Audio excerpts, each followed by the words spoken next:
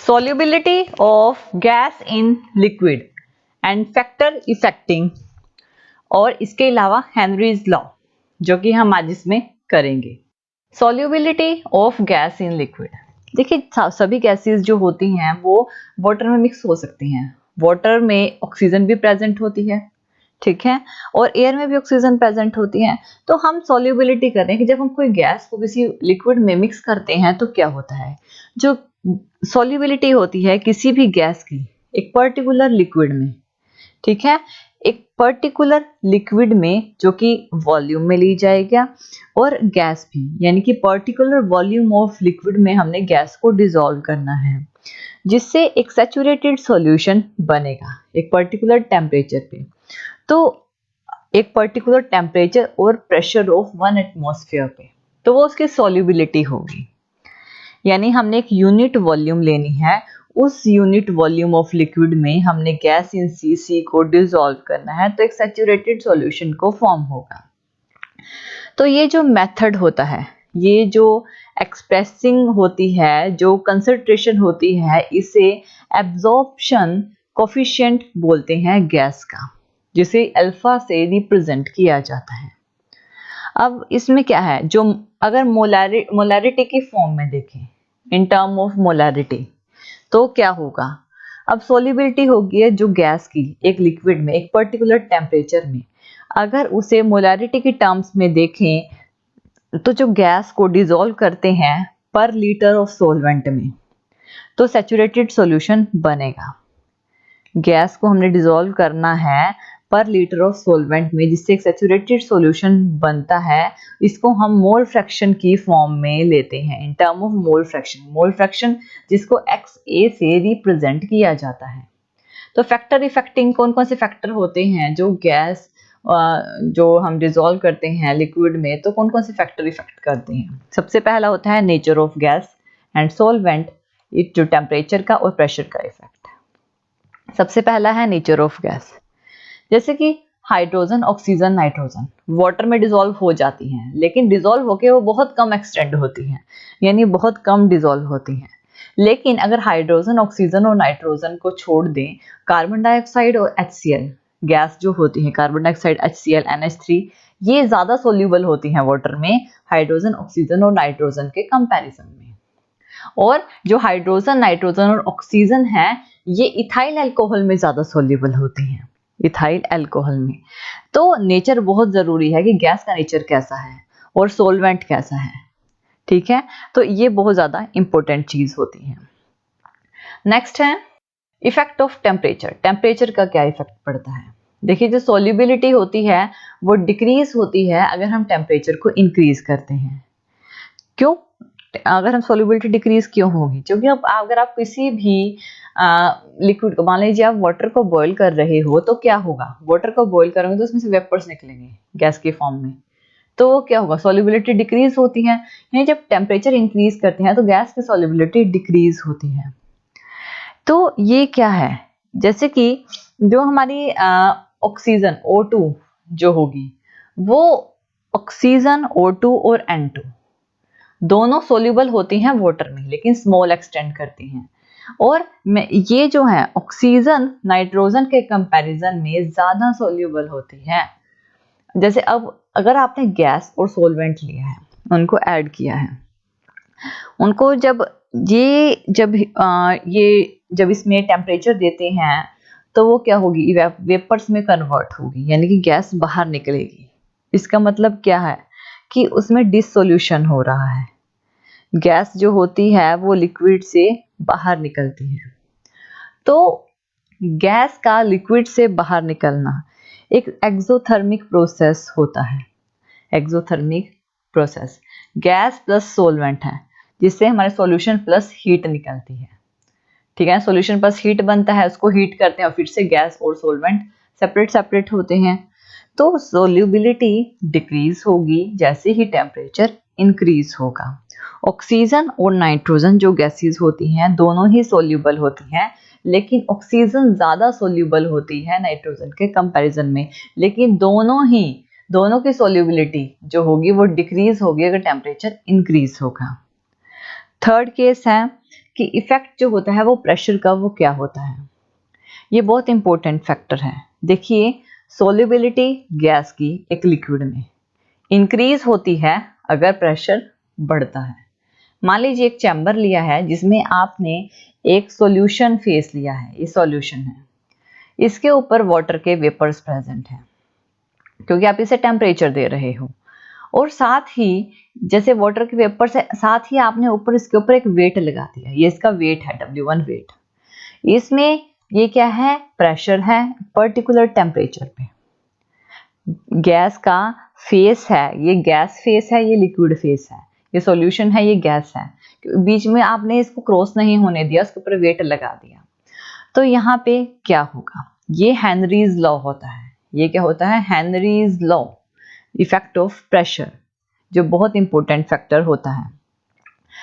अब इसमें जब गैस इन लिक्विड में हमने कंसाइडर किया है, जो लोअर पार्ट सॉल्यूशन का है, अपर पार्ट में गैस प्रेजेंट है, इस पे आपने पर्टिकुलर प्रेशर यानी कि यहाँ से वेट देके प्रेशर दिया हुआ है और इसमें एक पर्टिकुलर टेम्परेचर है। अब इसमें इस सिस्टम में एक डायनेमिक इक्विलिब्रियम आएगा क्योंकि गैस बाहर नहीं जा रही है। एक पर्टिकुलर टाइम पे इक्विलिब्रियम आ जाएगा। जितना सॉल्यूशन से वेपर्स बनेंगे उतना ही गैस से सॉल्यूशन बनेगा।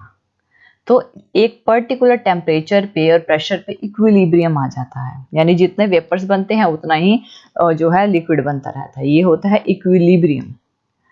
तो जो इस टाइम पे जो रेट ऑफ डिसोसिएशन है और जो रेट ऑफ डिसोल्यूशन, यानी जो रेट ऑफ डिसोल्यूशन है और जो रेट ऑफ इवेपोरेशन है, वो क्या होंगे, इक्वल हो जाएंगे। यानी जितना यहाँ पे डिसोसिएट हो रहा है, वेपर्स बनेंगे, उसके बाद वेपर से फिर से सॉल्यूशन में आएगा, यानी इक्विलिब्रियम आ जाएगा एक पर्टिकुलर टाइम के बाद। लेकिन सपोज कीजिए कि यहाँ पे वेट W1 है, तो यहाँ पे आपने वेट बढ़ा दिया। जब आप वेट को बढ़ाओगे तो ये जो प्रेशर है वो थोड़ा कम हो जाएगा, यानी कि ये जो वाटर के मॉलिक्यूल्स है कम जगह में आ जाएंगे। कम यानी कि ज्यादा इनको मूवमेंट के लिए जगह नहीं मिलेगी। आपने वेट बढ़ा दिया यानी कि प्रेशर बढ़ा दिया। तो क्या होगा, कुछ टाइम बाद जब जो हमारे गैस के पार्टिकल्स हैं पर यूनिट वॉल्यूम में इंक्रीज हो गए, अगर वेट बढ़ गया, गैस के पार्टिकल्स इंक्रीज हो गए, एक पर्टिकुलर जगह में आ गए क्योंकि उसका वेट बढ़ गया, उनको जगह कम मिल रही है मूवमेंट के लिए, तो ज्यादा जो गैस पार्टिकल्स हैं वो ज्यादा से ज्यादा सरफेस पे स्ट्राइक करेंगे और सॉल्यूशन के अंदर जाएंगे और तब एक नया इक्विलिब्रियम पॉइंट जनरेट हो जाएगा। नया इक्विलिब्रियम पॉइंट, क्योंकि हमने प्रेशर को इंक्रीज किया है। तो सोल्यूबिलिटी भी, प्रेशर को इंक्रीज करने से सोल्यूबिलिटी भी इंक्रीज होगी। तो ये रिप्रेजेंट करता है हेनरीज लॉ को, जो 1803 में दिया था। हेनरीज लॉ के अकॉर्डिंग जो मास होता है, यानी कि गैस का जो मास होता है, वो डिसॉल्व होता है एक वॉल्यूम ऑफ लिक्विड में एक पर्टिकुलर टेम्परेचर पे, जो डायरेक्टली प्रोपोर्शनल होता है प्रेशर के। ठीक है, प्रेशर ऑफ गैस जो कि प्रेजेंट होगा और उस टाइम पे इक्विलिब्रियम आएगा, यानी मास जो होगा gas of dissolve in a liquid constant temperature पे प्रोपोर्शनल होगा प्रेशर के, यानी m directly proportional to p, यानी m is equal to kp। k क्या है, ये कांस्टेंट है, कांस्टेंट प्रोपोर्शनैलिटी है। इसकी जो वैल्यू होती है ये डिपेंड करती है कि गैस का नेचर कैसा है। m क्या है, m है मास ऑफ गैस जो कि डिसॉल्व होगी यूनिट वॉल्यूम ऑफ सॉल्वेंट में, और p क्या है, प्रेशर है गैस का।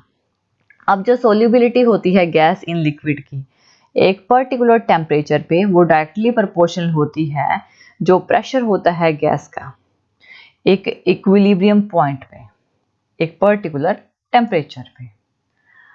अब यहाँ पे अगर मोल फ्रैक्शन के टर्म्स में देखें तो x is equal to k dash P A के इक्वल होगा। x A mole fraction of gas, ठीक है, सॉल्यूशन में, पी ए जो प्रेशर है गैस का सॉल्यूशन के ऊपर, और k डैश जो कि प्रोपोर्शनैलिटी कांस्टेंट है। इसकी वैल्यू डिपेंड करती है कि गैस का नेचर कैसा है, कौन सी गैस ली हुई है। नेक्स्ट है कि P A is equal to 1 upon k dash x लिख सकते हैं। 1 अपॉन k डैश क्या है, ये है हेनरीज कांस्टेंट। इसको 1 upon k dash is equal to K H के इक्वल होता है, तो के एच एक हेनरी कांस्टेंट है, P A is equal to K H X A के इक्वल होगा। अब यहाँ पर जो पार्शियल प्रेशर होता है गैस का, पार्शियल प्रेशर ऑफ गैस एक वेपर फेज में P में, वो डायरेक्टली प्रोपोर्शनल होगा मोल फ्रैक्शन ऑफ गैस के एक सॉल्यूशन में। Partial pressure of gas proportional होगा मोल फ्रैक्शन ऑफ गैस के एक पर्टिकुलर सॉल्यूशन में। अब जो हेनरीज कांस्टेंट होता है, अलग अलग गैस का अलग अलग टेम्परेचर पे अलग अलग हेनरीज कांस्टेंट होता है। हेनरी कांस्टेंट जो होता है KH, KH क्या है? Henry constant. इसका जो फंक्शन होता है वो नेचर ऑफ गैस पे डिपेंड करता है। जितना ज़्यादा KH की वैल्यू होती है उतनी ही सोल्यूबिलिटी कम होती है गैस की सेम प्रेशर पे एक पर्टिकुलर टेम्परेचर पे।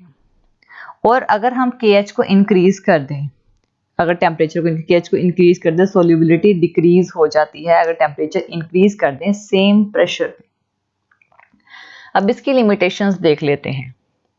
देखिए हेनरीज कांस्टेंट की जो लिमिटेशंस हैं वो क्या है कि जो प्रेशर है वो कम होना चाहिए और टेम्परेचर है वो हाई होना चाहिए। तो उस टाइम पे जो गैस है वो आइडियल गैस की तरह बिहेव करेगी, जिसकी लिमिटेशन है। नेक्स्ट लिमिटेशन ये है कि जो गैस है, गैस की जो फॉर्मेशन होती है उसमें एसोसिएशन और डिसोसिएशन नहीं होनी चाहिए। एसोसिएशन और डिसोसिएशन जैसे कि HCl को वाटर में डालते हैं तो H पॉजिटिव और Cl नेगेटिव में टूट जाता है, यानी डिसोसिएशन, टूटना। एसोसिएशन या डिसोसिएशन नहीं होनी चाहिए, तब ये लॉ अप्लाई होगा। नेक्स्ट है इसकी एप्लीकेशंस। देखिए हेनरीज कांस्टेंट की एप्लीकेशन क्या है। इसमें जो प्रोडक्शन होती है कार्बोनेट बीवरेज की, जैसे कि कार्बन डाइऑक्साइड, सॉफ्ट ड्रिंक्स होती हैं, सॉफ्ट ड्रिंक्स में कार्बन डाइऑक्साइड गैस होती है। उसमें जब आप उसके बॉटल के ढक्कन को ओपन करते हो तो उसमें से बहुत सारी गैस बाहर निकलती है, वो गैस कार्बन डाइऑक्साइड की गैस होती है। बियर की बोतल्स में या सॉफ्ट ड्रिंक की बोतल में, सोडा वाटर की बोतल्स में, इन सब में कार्बन डाइऑक्साइड की, क्योंकि कार्बन डाइऑक्साइड की सोल्युबिलिटी ज़्यादा होती है, इस वजह से कार्बन डाइऑक्साइड गैस मिलाई जाती है। तो इससे क्या होगा कि जब आप उसको ढक्कन ओपन करोगे तो वो गैस बाहर की तरफ निकलती है। तो यहाँ पे कार्बोनेटेड बीवरेज में KH यानी हेनरीज कांस्टेंट का यूज किया जाता है। नेक्स्ट है फंक्शन ऑफ लंग्स। हम गैस को यानी ऑक्सीजन को अंदर लेते हैं, अपने लंग्स में जाती है हमारी ऑक्सीजन, तो वो क्या होती है, वो भी एक प्रेशर प्रोड्यूस करती है, ठीक है। और वो क्या हमारे हीमोग्लोबिन से मिलती है, हीमोग्लोबिन से मिलकर पूरी बॉडी तक जो है वो जो हम गैस को अंदर लेते हैं वो हमारी बॉडी में जाती है, प्रेशर को बढ़ाती है, सोल्युबिलिटी जो होती है गैस की इंक्रीज होती है प्रेशर के साथ। तो जो हमारी ऑक्सीजन की जो गैस होती है वो उसके थ्रू हमारे पूरी बॉडी में मूव करे, जिसके जो कि हमारे लिए ज़रूरी है। तो जो ऑक्सीजन है वो यूज होती है मेटाबॉलिज्म में। हाई प्रेशर, जितना ज़्यादा प्रेशर होगा उतनी ही ज़्यादा सोल्यूबिलिटी होगी। नेक्स्ट है कि पीपल्स जो हाई एल्टीट्यूड यानी जो पहाड़ों पे रहते हैं, हाई एल्टीट्यूड पे रहते हैं, उनमें क्या होता है कि वहाँ पे पहाड़ों के ऊपर, जो हाई एल्टीट्यूड के ऊपर ऑक्सीजन की थोड़ी कमी होती है, जिससे लेस कंसंट्रेशन होती है सॉल्यूशन की, जिससे हमारे ब्लड में और टिश्यूज में कम ऑक्सीजन जाती है, क्योंकि ऑक्सीजन कम होती है, हाई एल्टीट्यूड पे ऑक्सीजन कम होती है, जिसकी वजह से वहाँ के लोग थोड़ा वीक फील करते हैं और थोड़ा प्रॉपरली थिंक नहीं कर पाते। उनमें एक डिजीज हो जाती है जिसे एनॉक्सिया नाम की डिजीज बोलते हैं, उसका नाम होता है एनॉक्सिया। तो ये इनकी एप्लीकेशंस है। तो उनके लिए उनको क्या होता है कि प्रेशर की कम होने की वजह से भी, यानी कि उनको प्रॉपर ऑक्सीजन ना मिलने की वजह से उन्हें डिजीज आ जाती है, जो कि एनॉक्सिया की डिजीज होती है। तो इसकी एप्लीकेशंस हैं। तो ये हमारा गैस इन लिक्विड और हेनरीज कांस्टेंट को रिप्रेजेंट करता है। Thank you for watching this video. और ज़्यादा अपडेटिंग वीडियोस के लिए आप हमारे चैनल लर्न एंड ग्रो पर हमें सब्सक्राइब कर सकते हैं। Thank you.